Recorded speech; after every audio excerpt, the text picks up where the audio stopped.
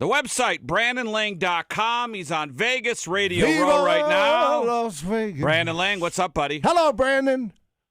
Great 3 days on Radio Row. Yeah. Ton of fun.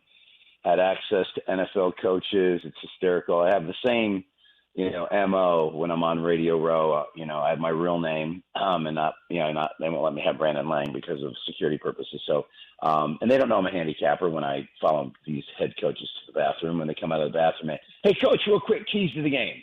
I don't ask them. I don't ask them who they like. I just ask them keys to the game. Okay. And this particular active head coach goes, well, I think the key is Pacheco. If they can get Pacheco going in the running game, in case he's going to be fine. And if they, if Spags comes up with a defensive game plan to stop McCaffrey. And I go, that's great, coach. I go, but the Niners pass rush just can't get there. They're ranked 26th in the league in pressure on the quarterback. And they're facing an offensive line that's number 2 in the league with protecting their quarterback. I said, they're going to have to blitz because their front four isn't going to get there against this D line, against this offensive line. And if they blitz, it's game over because Mahomes is Mahomes. And they kind of take a step back, look at me like, this ain't just normal guys. Yeah, come with something different.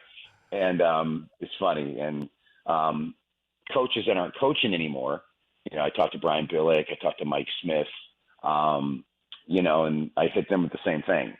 And they kind of took a step back and said, oh, he's looking at this in a different way. So it's great. Radio is great. And so, yeah, Vegas is hopping. I purposely have my daughter this week. And so everybody said, all right, what are we doing? It's your town. What are we doing, Lang? It's your town. I'm like going, sorry, guys, I have my daughter. Got my daughter. I did that purposely because I did not want to play tour guide. Never, and listen, and everybody wants the Star Trek experience with Brandon Lang, having been in Vegas, on and off for 30 plus years. Yeah. What's the Star Trek experience? They want to go where no man has gone before. Well, I'm sorry. I can't. I'm not providing that this week. So it's been great. I'm done with Radio Row.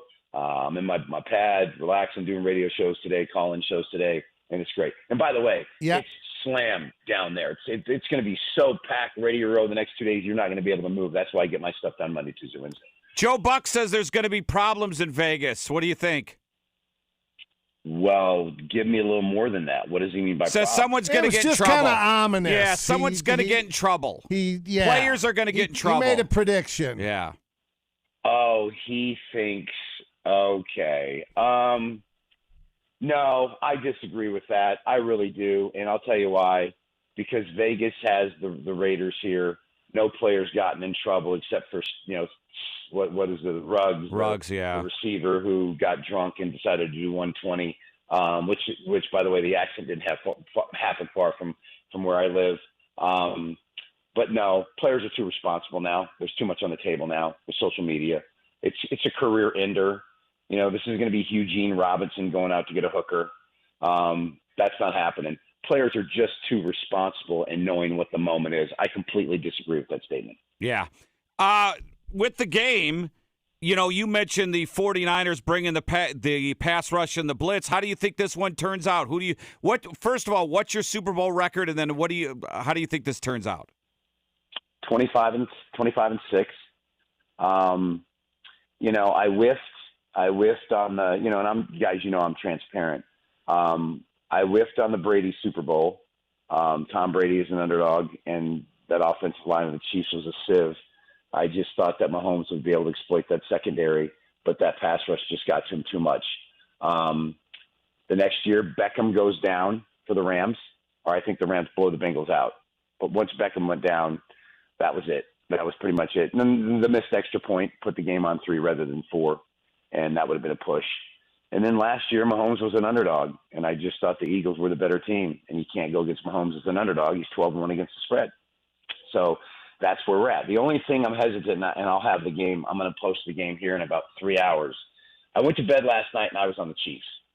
And I'm pretty much still 60-40 on the Chiefs just with Mahomes being a dog. And listen, Andy Reid 27-4. Again, 27-4 straight up coming off a week to prepare. 27-4.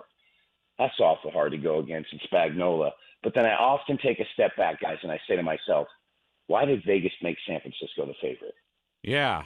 What are they trying to get us to do? Are they trying to get us to bet KC? Now, they made Philadelphia a favorite last year, and that bit them in the butt. And they're doing the same thing this year. And then, talking on Radio Row with people, sometimes Vegas just doesn't respect a team. Sometimes Vegas just doesn't believe in a team. Sometimes Vegas just doesn't think a team is that good. And I think they just don't believe KC's that good. Their regular season body of work was lose to the Raiders. They lost to Denver on the road, lost to Detroit first game of the year at home, lost to Buffalo at home. They just haven't looked right. But get to the playoffs.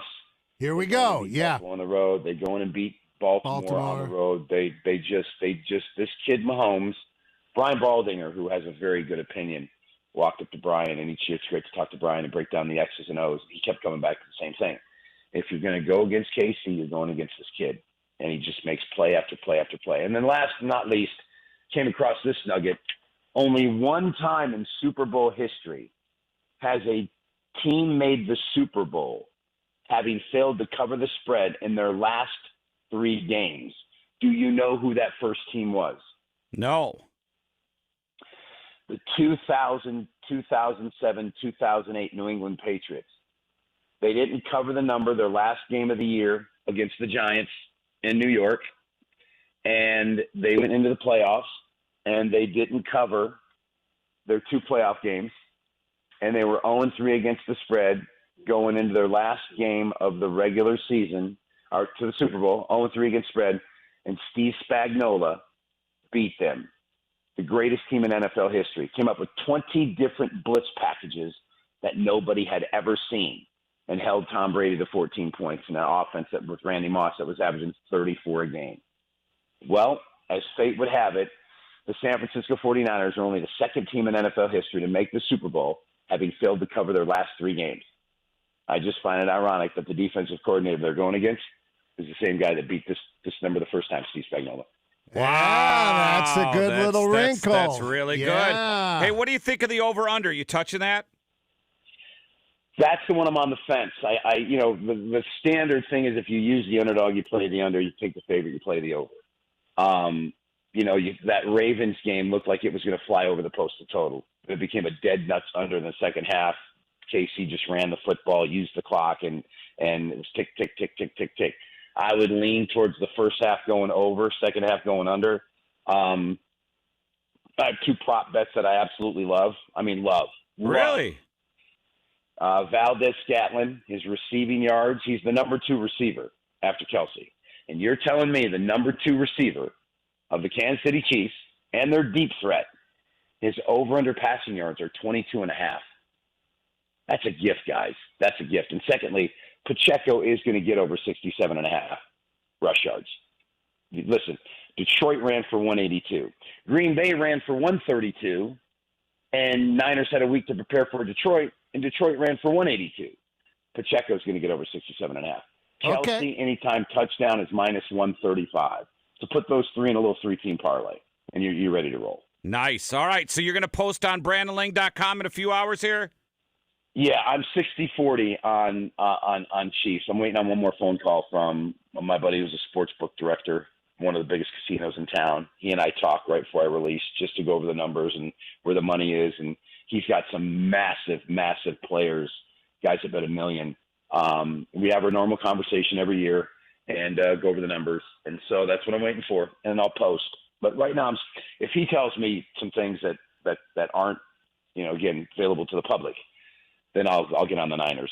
But let's see what happens in the next hour. They say this is the most bet game of all time, and yet the number's not moving.